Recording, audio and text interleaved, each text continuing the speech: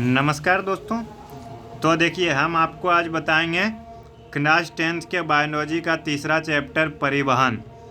उससे पहले आप सभी को नवरात्रि के तीसरे पूजे की आप सभी को हार्दिक शुभकामनाएं। तो चलिए देखिए आज हम लोग देखेंगे क्लास 10th के परिवहन का चैप्टर 3 का देखेंगे अति लघु उत्तरीय प्रश्न, यानी जीवों के शरीर में पदार्थों के स्थानांतरण के लिए विकसित तंत्र को क्या कहते हैं। तो चलिए किताब को रखते हैं बच्चों थोड़ा सा साइड में और निकालते हैं अपना कॉपी, जिसमें कि हमने आपके लिए नोट्स तैयार करके रखा है। आप चाहो तो इसको लिख भी सकते हो, आप चाहो तो कॉपी निकालिए और सभी का उत्तर आप लिख सकते हो। क्वेश्चन तो आपको बुक में मिल जाएगा, अगर बुक नहीं है तो आप चाहो तो वीडियो थोड़ा पॉज करके लिख सकते हो। चलिए फर्स्ट प्रश्न है बच्चों हमारा, जीवों के शरीर में पदार्थों के स्थानांतरण के लिए विकसित तंत्र को क्या कहते हैं।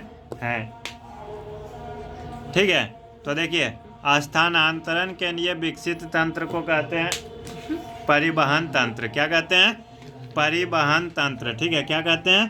परिवहन। परिवहन का मतलब होता है कि एक जगह से दूसरे जगह पहुंचाना, और स्थानांतरण का मतलब भी क्या होता है? स्थान का अंतर, यानी एक स्थान से दूसरे स्थान तक पहुंचाना। चलिए संवहन उत्तक किसे कहते हैं? तो देखिए पौधों में दो संवहन उत्तक होते हैं, एक आपका जाइलम और दूसरा आपका फ्लोएम। एक जाइलम और दूसरा फ्लोएम। जाइलम जो है जल और खाद्य पदार्थ जल और खनिज को लेके जाता है, और फ्लोएम आपका भोजन को लेके जाता है, यानी खाद्य पदार्थ को। चलिए तीसरा है चांदनी नलिकाएं कहाँ पाई जाती है? तो ये आपका पाया जाता है फ्लोएम उत्तक में। ठीक है, फ्लोएम उत्तक में। ठीक है, वाष्पोत्सर्जन किसे कहते हैं? तो देखिए पौधों के वायवीय भागों से जल का रंध्रों द्वारा वाष्प के रूप में निष्कासन की प्रक्रिया वाष्पोत्सर्जन कहलाती है। देखिए पौधे में रंध्र होता है, रंध्र जो है ना वो जल जो होता है जल वाष्प बन के निष्कासित हो जाता है, तो उसी को प्रक्रिया को कहते हैं वाष्पोत्सर्जन, यानी वाष्प का उत्सर्जन। वाष्प का उत्सर्जन। स्थानांतरण देख लेते हैं। स्थानांतरण क्या है? तो देखिए एक भाग से दूसरे भाग में खाद्य पदार्थों के जलीय घोल के आने जाने को क्या कहते हैं? स्थानांतरण कहते हैं। यानी जब खाना बन जाता है ना, जब खाद्य पदार्थ बन जाता है तो उसको एक भाग से दूसरे भाग में पहुंचाने की प्रक्रिया को क्या कहते हैं? स्थानांतरण कहते हैं। चलिए दूसरा पेज में चलते हैं। दूसरा पेज में हमारा है खाद्य पदार्थों का स्थानांतरण किस रूप में होता है? तो ये आपका जलीय घोल के रूप में होता है। किस रूप में होता है? जलीय घोल के रूप में। चलिए अगला प्रश्न है कि खनिज लवणों का अवशोषण किस रूप में होता है? तो ये आपका आयन के रूप में होता है। कैसे होता है? आयन के रूप में। चलिए अगला प्रश्न है कि खाद्य पदार्थों का स्थानांतरण क्यों जरूरी है? तो देखिए आपको पता है जैसे आपका शरीर है, तो आपका शरीर में देखिए जब हम खाना खाते हैं तो वो पेट में जाता है। कहाँ जाता है? पेट में जाता है। लेकिन क्या वो हाथ में जाता है, गोड़ में जाता है? नहीं जाता है ना। तो क्या होता है, खाना पचता है, पचने के बाद जो है उसको पूरे शरीर में पहुंचा दिया जाता है, जिससे कि पूरा शरीर काम कर सके, पूरा शरीर को ऊर्जा मिल सके। तो इसको हम लोग लिखेंगे कि संपूर्ण शरीर में खाद्य पदार्थों का निर्माण नहीं होता है। संपूर्ण शरीर में खाद्य पदार्थों का निर्माण नहीं होता, इसीलिए संपूर्ण शरीर में खाद्य पदार्थों को पहुंचाने के लिए स्थानांतरण क्या है? जरूरी है। चलिए अगला प्रश्न है रक्त के विभिन्न अवयवों के नाम लिखिए। रक्त का विभिन्न अवयवों के नाम लिखिए। तो इसका देखिए 4 प्रमुख अवयव है। Number 1 plasma. नंबर 1 क्या? प्लाज्मा। उसके बाद आरबीसी। आरबीसी कहने का मतलब red blood cells. Red blood cells कहने का मतलब हिंदी में होता है लाल रक्त कोशिकाएं। लाल रक्त कोशिकाएं। उसके बाद देखिए WBC, इसका मतलब होता है वाइट ब्लड सेल्स, यानी श्वेत रक्त कोशिकाएं। उसके बाद रक्त पट्टिकाणु प्लेटलेट्स। देखिए आपको हम बता दें कि इंसान के शरीर में यानी जीवों के शरीर में 2 प्रकार के खून होते हैं, एक आपका आरबीसी और दूसरा आपका क्या होता है? WBC। दिखता नहीं है, वो आपका शरीर का प्रतिरोधक क्षमता होता है। ठीक है, चलिए अगला प्रश्न है रक्त परिसंचरण तंत्र के 3 प्रमुख अवयवों के नाम लिखिए। रक्त परिसंचरण तंत्र के 3 प्रमुख अवयवों के नाम लिखिए। तो देखिए इसका है रक्त या रुधिर, रक्त या रुधिर यानी खून, रक्त या रुधिर यानी मतलब खून। दूसरा हृदय यानी हार्ट, और तीसरा आपका क्या है, रक्त वाहिनियाँ यानी जो आपका शरीर में नस है वो आपका क्या करता है, परिसंचरण का काम करता है। चलिए अगला प्रश्न है 11 नंबर में, रक्त किस प्रकार का उत्तक है, यानी रक्त जो हमारा शरीर में खून होता है। देखिए रक्त को खून बोलते हैं, ठीक है। अगर आप रक्त में थोड़ा कन्फ्यूजन हो रहे हो तो रक्त खून को बोलते हैं। तो रक्त आपका क्या तरल होता है, संयोजी उत्तक है, यानी क्या तरल संयोजी उत्तक, तरल संयोजी उत्तक। चलिए अगला प्रश्न है कि आरबीसी का निर्माण शरीर में कहाँ होता है, यानी रेड ब्लड सेल्स, लाल रक्त कोशिकाओं का निर्माण शरीर में कहाँ पर होता है। तो देखिए आपका शरीर का हड्डी में जो अस्थि मज्जा होता है यानी बोन मैरो, यानी हड्डियों के अस्थि मज्जा में, अस्थि मज्जा का मतलब होता है बोन मैरो, ठीक है। अस्थि मज्जा का मतलब क्या होता है, बोन मैरो। देखिए अगला प्रश्न है कि मनुष्य में लाल और श्वेत रक्त कोशिकाएं में कौन दूसरे की अपेक्षा बहुत कम होती है। देखिए आप अपना खून को मतलब शरीर को काटिए, आप अपना शरीर को काटिए तो देखिए आपका रेड खून निकलता है या वाइट निकलेगा, रेड निकलेगा, क्योंकि रेड क्या होता है, अधिक होता है। तो क्या लिखेंगे, श्वेत रक्त लाल रक्त की अपेक्षा कम नहीं, बहुत कम, क्या होता है, बहुत कम, क्योंकि हमारे शरीर में जो रेड ब्लड सेल्स होता है आरबीसी वो आपका 3 से 4 लीटर होता है, लेकिन डब्ल्यूबीसी आपका मिलीलीटर में होता है, ठीक है। वो आपको दिखता भी नहीं है। क्या आपको उजला खून कभी दिखता है, नहीं दिखता है ना, ठीक है। चलिए अब देखिए अगला प्रश्न है, देखिए जब हम लोग वाइट ब्लड सेल्स कर रहे होंगे तो कुछ लोग का दिमाग में चल गया होगा कहाँ पे, वाइट ब्लड सेल्स, आप जिसको सोच रहे हो वो आपका वाइट ब्लड सेल्स नहीं होता है, ठीक है। आपका वाइट ब्लड सेल्स होता है वो आपका शरीर में बीमारी में लड़ने में सहायता करता है, ठीक है। अगर किसी का डब्ल्यूबीसी कम हो जाएगा ना तो वह इंसान क्या होता है, जल्दी बीमार होता है। जिसे आप देखते होंगे कि अगर सर्दी आया तो कुछ आदमी को तुरंत सर्दी लग गया, अगर बरसात आया तो तुरंत बुखार लग गया, अगर गर्मी आया तो तुरंत उसको लू मार दिया। तो वो किसको ज़्यादा होता है, जिसके शरीर में डब्ल्यूबीसी नहीं, डब्ल्यूबीसी की कमी होती है। चलिए अब देखिए अगला प्रश्न है, जिससे हमारा खून लाल दिखता है, रक्त क्या दिखता है, लाल दिखता है। तो क्यों दिखता है, तो हमारे शरीर में एक क्या होता है, प्रोटीन होता है, हीमोग्लोबिन नामक प्रोटीन होता है, उसके कारण लाल दिखता है, यानी हीमोग्लोबिन की उपस्थिति के कारण। चलिए अगला प्रश्न है कि मनुष्य के हृदय में 4 कौन कौन से वैष्म होते हैं। मनुष्य के हृदय में 4 कौन कौन से वैष्म होते हैं। तो देखिए दायां आलिंद, बायां आलिंद, दायां निंदय, बायां निंदय, ठीक है। दायां आलिंद, बायां आलिंद, दायां निंदय, बायां निंदय। चलिए अगला प्रश्न है 16 नंबर में, शरीर के सभी भागों से शुद्ध रक्त को अशुद्ध रक्त को हृदय के दाएं आलिंद में ले जाने वाली रक्त वाहिनियों के नाम लिखिए। यानी आपका शरीर में जो खून है सब खून को उठा करके हृदय में जो लाता है वो आपका है 2 अग्र महाशिरा और 1 पश्च महाशिरा, 2 अग्र महाशिरा और 1 पश्च महाशिरा। चलिए अगला प्रश्न है कि हृदय के कितना प्रश्न है इसमें टोटल, तो टोटल इसमें आपका 34 प्रश्न है, ठीक है। हृदय के बाएं आलिंद निलय छिद्र पर स्थित कपाट का नाम क्या है। तो इसको बोलते हैं द्विदंडी कपाट, या इसका इंग्लिश होता है मिट्रन कपाट, ठीक है। चलिए अगला प्रश्न देखिए क्या है, फेफड़े से शुद्ध रक्त को बाएं आलिंद में ले जाने वाली रक्त वाहिनी का नाम लिखिए। तो ये आपका होता है फुफ्फुस शिरा।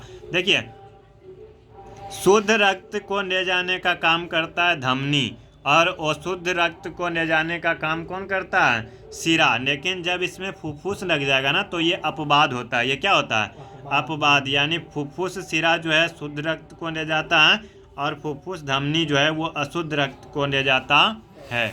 चलिए अगला प्रश्न है, हृदय के वेशमों का संकुचन क्या कहलाता है।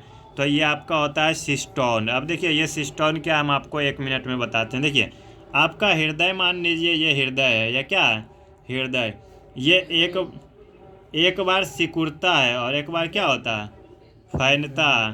तो इसका सिकुड़ना को बोलते हैं सिस्टोन, क्या बोलते हैं, और इसके फैलना को बोलते हैं डायस्टोन।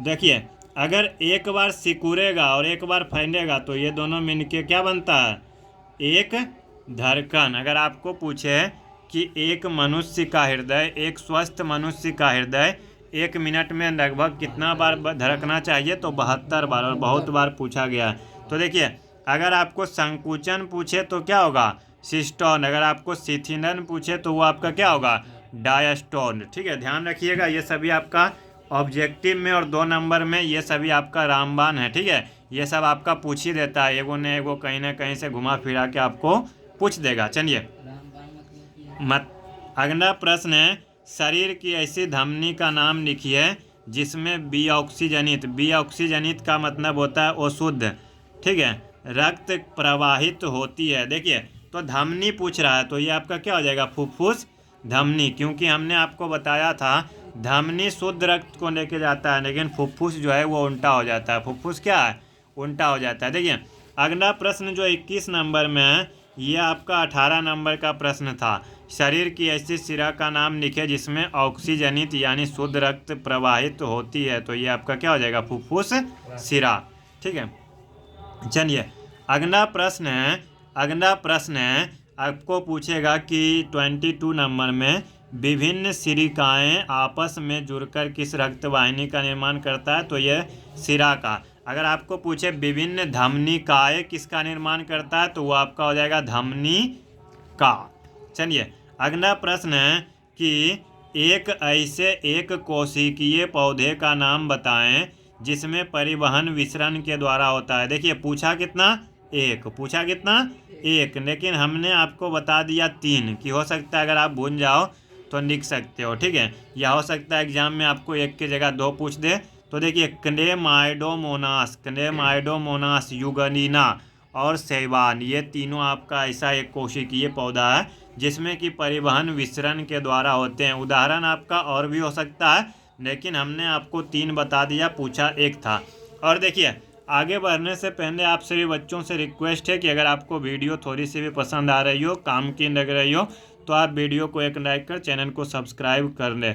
और ये आपका जो है ना, बोर्ड एग्जाम में जो 10th का परीक्षा देने वाले हैं उनके लिए बहुत इंपॉर्टेंट है, क्योंकि पीछे वाला जो सॉल्यूशन होता है ना, वो काफ़ी इंपॉर्टेंट होता है, लेकिन most of the channel, most of the teacher इन सभी को इग्नोर कर देते हैं, क्योंकि इसमें लंबा टाइम लग जाता है। चलिए, अगला प्रश्न है, हम लोग देखते हैं 24 नंबर में कि पौधों में जन तथा खाद्य पदार्थों के स्थानांतरण करने वाले ऊतक को क्या कहते हैं। तो देखिए, जन वाला को बोलते हैं जाइलम, और खाद्य पदार्थों को क्या बोलते हैं, फ्लोएम। आप ये मत कंफ्यूज में हो जाइएगा कि जन और खाद्य पदार्थ एक है। जन के साथ खनिज लवण आता है, जन के साथ क्या आता है, खनिज लवण। ठीक है, और अगर आपको पूछे कि जाइलम में एक दिशा में परिवहन होता है या 2 दिशा में, तो जाइलम में 1 दिशा में। ठीक है, और अगर आपको फ्लोएम में पूछे तो वो आपका क्या होता है, 2 दिशा में, यानी द्विदिशीय परिवहन होता है। चलिए, अगला प्रश्न है 25 नंबर में, जन संवाहक ऊतक में पाए जाने वाली लंबी और वेलनाकार नलिकाएं क्या कहलाती है, तो जन में आपका क्या कहलाता है, जाइलम। ठीक है, जन में क्या कहलाता है, जाइलम। चलिए, अगला प्रश्न है कि जाइलम और फ्लोएम में किसकी कोशिका मृत होती है, तो जाइलम और फ्लोएम में जाइलम की कोशिका जो होती है वो आपका क्या होता है, मृत होता है। चलिए, अगला प्रश्न है 27 नंबर में, जाइलम और फ्लोएम में कौन सा संवहन ऊतक खाद्य पदार्थों का स्थानांतरण करता है। तो देखिए, खाद्य पदार्थों का कौन करता है, फ्लोएम। ठीक है, खाद्य पदार्थों का कौन करता है, फ्लोएम। चलिए, अगला प्रश्न है 28 नंबर में कि पौधों में जन, खनिज लवण और खाद्य पदार्थों का पौधों के शीर्ष भाग तक पहुंचाने वाली क्रिया क्या कहलाती है, तो इस क्रिया को हम लोग बोलते हैं क्या, स्थानांतरण। ठीक है, क्या बोलते हैं, स्थानांतरण। ये आपका स्थानांतरण का डिफिनेशन भी है एक तरह से। ठीक है, रक्त या रुधिर किस प्रकार का ऊतक है, ये प्रश्न देखिए दूसरा बार आ चुका है, तरल संयोजी ऊतक। ठीक है, तरल संयोजी ऊतक। अगला प्रश्न है, देखिए, दायां और बायां आलिंद एक दूसरे से किस रचना के द्वारा अलग होते हैं, तो इस रचना को बोलते हैं विभाजिका या सेप्टम, विभाजिका या सेप्टम। चलिए अगला प्रश्न है, शरीर की वैसी शिरा का नाम बताएं जिसमें शुद्ध या ऑक्सीजनित रक्त का प्रवाह होता है। देखिए हमने आपको बार बार बताया कि अगर आपको शुद्ध रक्त बोले तो शुद्ध रक्त धमनी ले जाता है। शुद्ध रक्त कौन ले जाता है? धमनी। और अगर आपको अशुद्ध बोले तो ये कौन ले जाता है? शिरा। देखिए शुद्ध को ऑक्सीजनित भी बोलते हैं और आपका धमनी मतलब अशुद्ध को क्या बोलते हैं? विऑक्सीजनित, विऑक्सीजनित। लेकिन अगर आपको पूछ दें कि शुद्ध रक्त को कौन सा शिरा ले जाता है तो ये आपका हो जाएगा फुफ्फुस शिरा। और अगर ये आपका पूछ दे तो फुफ्फुस धमनी। ठीक है, तो ये आपका क्या हो जाएगा? फुफ्फुस शिरा। चलिए आगे देखते हैं 32 नंबर में, वैसा रक्त प्लाज्मा जिसमें लाल रक्त कोशिकाएं नहीं पाई जाती है क्या कहलाती है? सीरम। क्या कहलाता है? सीरम। ठीक है, रक्त का संचार ज़्यादा दबाव में किस में होता है, रक्त में या शिरा में? तो देखिए धमनी जो है ना, ये हमारा क्या करता है, हमारा हृदय से खून को लेके जाता है और हृदय शुद्ध करता है तो उसका प्रवाह क्या होता है? ज़्यादा होता है। देखिए इसीलिए बोलता है ना कि हम लोग जैसे कोई आदमी नस काटता है तो बच जाता है। क्यों बच जाता है? वो शिरा कटा है। अगर किसी का धमनी कट जाएगा ना तो फिर उसका बचना क्या है? बहुत मुश्किल होता पूरा शरीर में है। ठीक है, लेकिन आपका जो दिख रहा है ये शायद ये शिरा दिखता है। ये क्या दिखता है? शिरा दिखता है। धमनी भी वो भी देखिए होता पूरा शरीर में। धमनी का काम है कि पूरा शरीर में फैलाना और शिरा का काम है पूरा शरीर से ले जाके फिर से हृदय में पहुंचाना। ठीक है, फिर देखिए रक्तचाप। रक्तचाप कहने का मतलब ब्लड प्रेशर। ब्लड प्रेशर को शॉर्टकट में बोलते हैं बीपी। यानी बीपी की उपकरण किस उपकरण से की जाती है? बीपी की माप किस उपकरण से की जाती है? तो इस उपकरण का नाम है बच्चों स्फिग्मोमैनोमीटर। स्फिग्मोमैनोमीटर। इसमें क्या करेगा ना, डॉक्टर साहब एक पारा का यानी एक उसके पास निकालेगा, उसमें आपके हाथ में यानी एक पट्टी जैसा बांधेगा और फिर उसमें हवा भरेगा और छोड़ेगा। फिर देखेगा कि आपका जो है यानी ब्लड प्रेशर यानी आपका रक्तचाप कितना है। एक डायस्टोन का मापता है और एक सिस्टोन का मापता है। तो ये आपका होना चाहिए कितना? नॉर्मल होना चाहिए 120/80। 120/80। अगर इसका ज़्यादा आता है तो ये आपका हाई बीपी में आएगा और अगर इससे कम होगा तो ये आपका क्या आता है? लो बीपी में आता है। तो इस प्रकार से देखिए, इस प्रकार से आज हमने आपको चैप्टर 3 परिवहन का अति लघु उत्तरीय प्रश्न क्या किया? टोटल समाप्त कर दिया। चलिए आपसे मिलेंगे नेक्स्ट क्लास में जिसमें कि हम आपको लघु उत्तरीय प्रश्न करवा देंगे। आज के लिए बस इतना ही। धन्यवाद। जय हिंद।